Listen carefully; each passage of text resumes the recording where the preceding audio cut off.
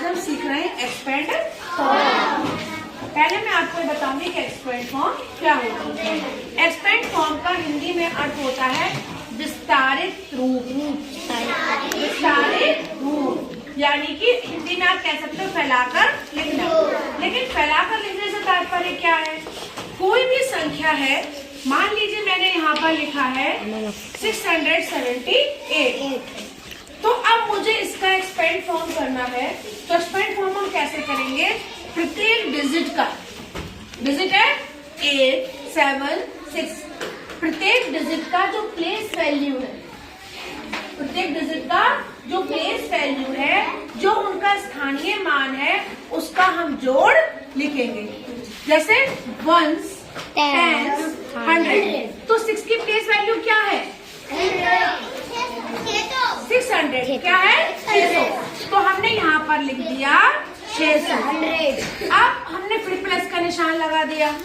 1s, 10s, 7 की place value क्या है? 70 है। अब हमने यहाँ पर क्या लिख दिया? 70।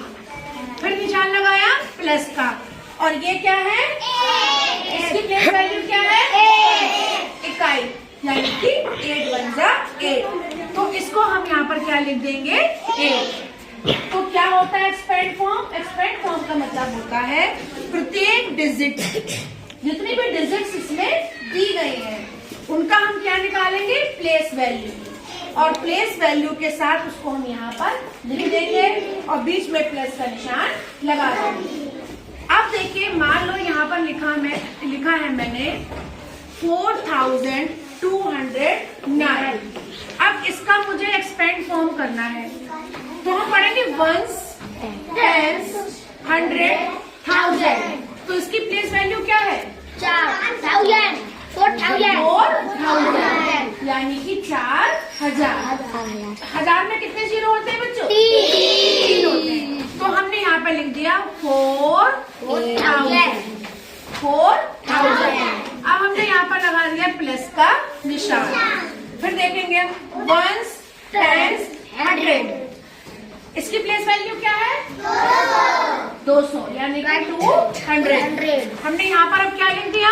200। फिर प्लस का निशान लगा दिया। अब ये क्या हुआ? जीरो आ गया बीच में। जीरो कौन सी प्लेस पर है बच्चों? 1s, 10।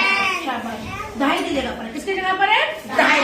दहाई की जगह पर है। तो हमें यहाँ पर डबल जीरो लिखने की कोई जरूरत नहीं है ना? डबल जीरो लिखने की कोई जरूरत नहीं है। हम सीधे यहाँ पर क्या लिख देंगे? 9। क्या लिख देंगे? 9। जो संख्या बोली जाती है वही पढ़ी जाती है। हम इसे क्या बोल रहे हैं? 4209। यही तो बोल रहे हैं, 4209।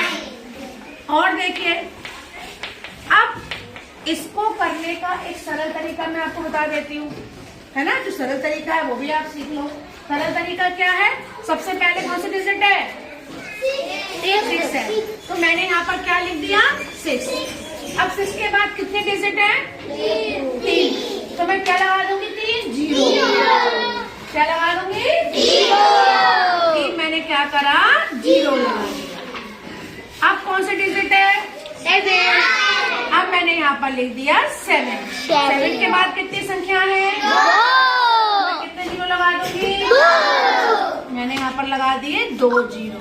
अब कौन सी संख्या है? 5। 5 के बाद क्या है? 8। तो मैंने यहाँ पर लगा दिया 8 जीरो। अब क्या है? 3।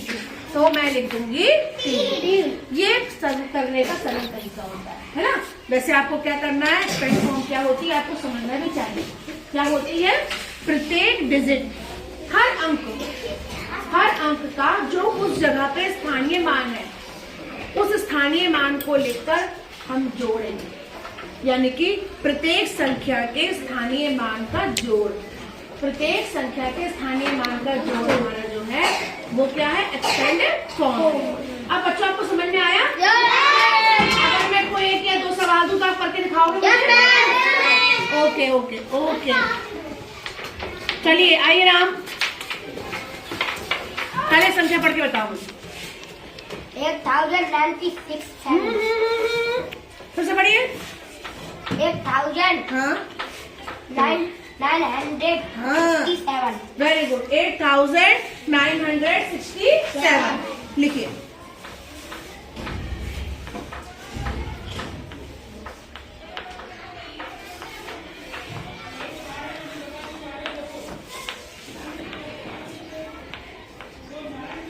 सही लिखा है बच्चों?